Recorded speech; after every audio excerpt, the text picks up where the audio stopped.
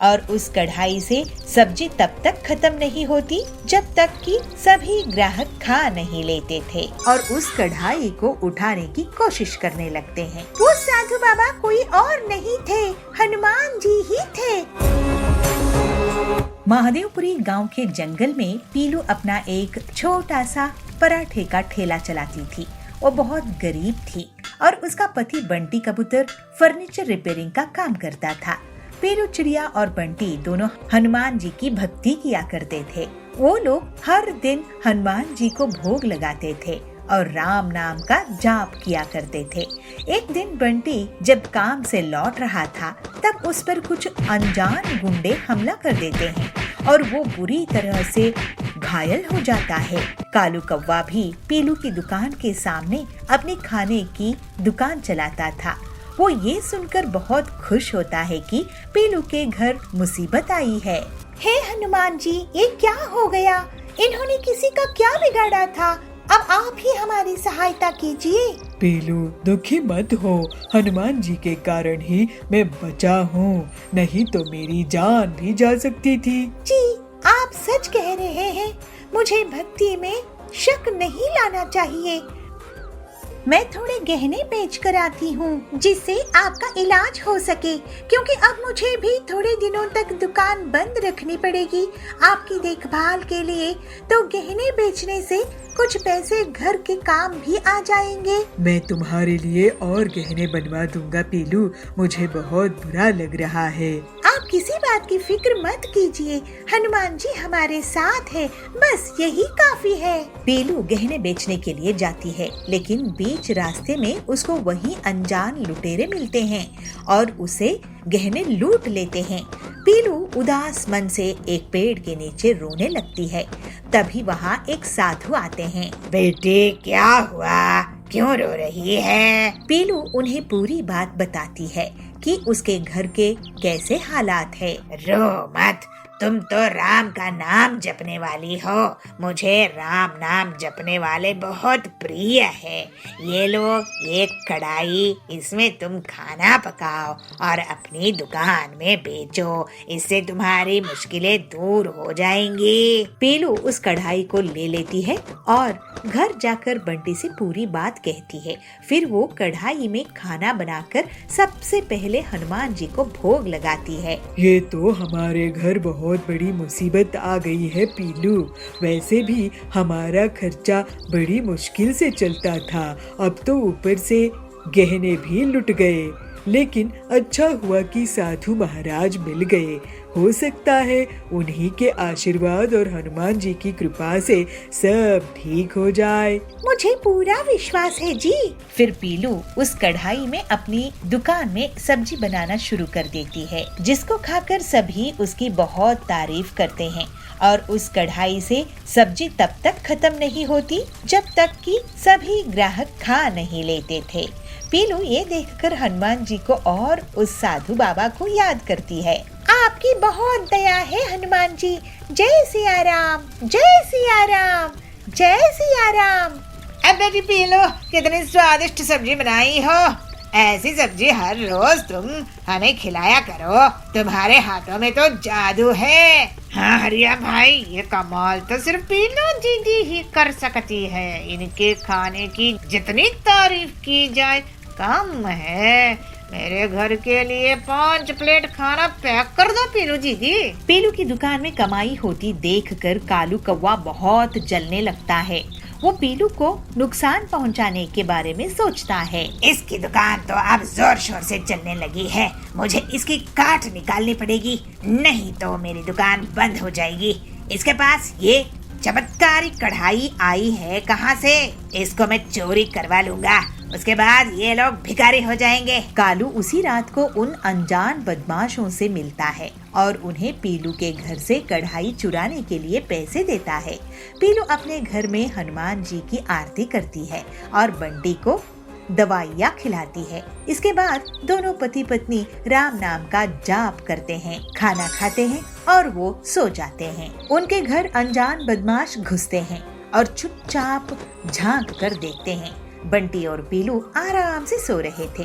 वो सब अंदर आते हैं और उस कढ़ाई को उठाने की कोशिश करने लगते हैं, लेकिन तभी वो कढ़ाई अचानक से बहुत बड़ी हो जाती है और वो सारे बदमाश उस कढ़ाई के नीचे दब जाते हैं और चीख उठते हैं, अरे ये तो वही बदमाश है जिन्होंने मेरे गहने लूटे थे। पीलू की चिल्लाना देख बंटी उठता है और देखता है, इन्हीं लोगों ने मुझ पर हमला किया था। ये लोग साधु बाबा जी की चमत्कारी कढ़ाई चुराने आए थे। वो साधु बाबा कोई और नहीं थे, हनुमान जी ही थे। उन्हीं के ऐसे चमत्कार हो सकते हैं। हमें माफ कर दो हनुमान भक्तों, हमें तो कालू ने तुम्हारे यहाँ भेजा था। और फिर पीलू और बंटी पुलिस को बुलाते हैं और पुलिस उन बदमाशों को और उनके कहने पर कालू को पकड़कर ले आती है। बंटी और पीलू हनुमान जी से प्रार्थना करते हैं, हे हनुमान जी, आपकी दया अपरंपार है, आपकी जय हो। जय सिया राम, जय हो। कालू अपने लालच के कारण जेल में जा चुका था। बंटी और पीलू अपनी मेहनत और हनुमान जी की भक्ति करते हुए दुकान चलाते हैं और उस कढ़ाई में खाना बनाते हैं। वो लोग हर रोज अब गरीब लोगों को मुफ्त में खाना भी देते थे और हंसी खुशी रहने लगते हैं। समोसे ले लो, गर्मा गर्म समोसे ले लो, स्वादिष्ट और ताजे समोसे ले लो। लंदनपुर में पीलू चिड़िया अपनी माँ बबली और अपने पिता टिल्लू के साथ रहा करती थी। टिल्लू समोसे का ठेला लगाता था। समोसे ले लो, गर्मा गर्म समोसे ले लो, स्वादिष्ट और ताज़े समोसे ले लो। एक बार खाओगे तो बार बार आओगे। तभी वहाँ पर सुंदरी कौवी आती है। टिल्लू भैया, मैं कब से आपका इंतज़ार कर रही थी, मुझे 4 समोसे दे दो। एक और ग्राहक उसकी दुकान पर आता है, हाँ भैया, मुझको 10 समोसे पैक करके देना। इस तरह से टिल्लू की आवाज़ सुनते ही जंगल के पक्षी उसके समोसे खाने के लिए दौड़ पड़ते थे और कुछ ही घंटों में उसके पूरे समोसे बिक जाते थे। दोपहर में पीलू चिड़िया अपने पिता के लिए भोजन लेकर आती है। पिताजी, आप लंच कर लीजिए, तब तक मैं समोसे बनाती हूँ। ठीक है बेटा, तू समझदारी से समोसे बनाना, तेल बहुत गर्म है। और फिर पीलू चिड़िया समोसे बनाने लगती है और टिल्लू भोजन करने लगता है। अच्छा पीलू, मैंने लंच कर लिया है, चल अब तू घर जा। लेकिन पिताजी, आपने तो मुझे इनाम दिया ही नहीं। अरे हाँ, मैं तो भूल ही गया था, ये ले तेरा इनाम। और टिल्लू पीलू को कुछ पैसे देता है। पीलू खुशी खुशी अपने घर वापस आती है। पीलू की माँ बबली उसका खाने पर इंतजार कर रही थी। आजा पीलू, खाना खा ले। इस तरह वे लोग हंसी खुशी अपना जीवन बिता रहे थे। एक दिन पीलू अपने पिता के लिए भोजन लेके जा रही होती है। तभी उसे सुंदरी मिलती है। अरे पीलू, तेरी माँ कहाँ है? आज तेरे पिताजी जब समोसे तल रहे थे तो गलती से उनके शरीर पर गरम गरम तेल डल गया। कुछ पक्षियों की मदद से वे अब अस्पताल में भर्ती है। तुम दोनों जल्दी से अस्पताल पहुंचो। फिर पीलू अपनी माँ के साथ अस्पताल पहुंचती है। डॉक्टर साहब, ये लो मेरा गुल्लक और इसमें से जितने पैसे हैं आप ले लो और मेरे पिताजी को जल्दी से ठीक कर दो। घर के पूरे पैसे टिल्लू के इलाज में खत्म हो जाते हैं। फिर 2 दिनों बाद टिल्लू को होश आता है। बबली अपने पति से पूछती है, ये सब कैसे हो गया जी? आज तक तो ऐसा नहीं हुआ था। आप ध्यान देकर काम नहीं कर रहे थे क्या? पता नहीं बबली, इतनी बड़ी गलती कैसे हो गई? इतने सालों में तो ऐसा कुछ भी नहीं हुआ था। ठीक है जी, जो हुआ सो हुआ, कम से कम आप बच तो गए। चलिए, डॉक्टर ने आपको आराम करने के लिए कहा है। लेकिन मैं आराम कैसे करूं बबली? घर का खर्च भी तो चलाना है। मेरे इलाज में कितने पैसे लगे होंगे और मेरी दुकान भी इतने दिनों से बंद थी। पिताजी, मैं अब से समोसे की दुकान संभालूंगी। मुझे समोसे बनाने आते हैं। आप बस आराम कीजिए और जल्दी से ठीक हो जाइए। पीलू की बात सुनकर, हाँ पीलू, मैं भी तेरी समोसा बनाने में मदद किया करूंगी। और अगले दिन से पीलू और उसकी माँ बबली समोसा बेचने लगते हैं। ऐसे कुछ दिन बीत जाते हैं। एक दिन एक पक्षी उनके पास आता है। वो पक्षी उनसे कहता है, अरे मैडम जी, क्या ये टिल्लू जी की समोसे की दुकान है? जी, ये टिल्लू जी की ही समोसे की दुकान है। आप कौन हैं? जी, मैं कड़कनाथ जी के यहाँ से आया हूँ। कल कड़कनाथ जी की बेटी का जन्मदिन है। उन्होंने 200 समोसों का ऑर्डर दिया है और कहा है कि सिर्फ टिल्लू जी के समोसे की दुकान के यहाँ ही मैं ऑर्डर करूँ। आप चिंता मत कीजिए, आजकल मेरे पिताजी की तबीयत खराब रहती है, इसलिए मैं और मेरी माँ समोसे बनाते हैं। आप मुझे सेठ जी का पता दे दीजिए, मैं समोसे भिजवा दूंगी।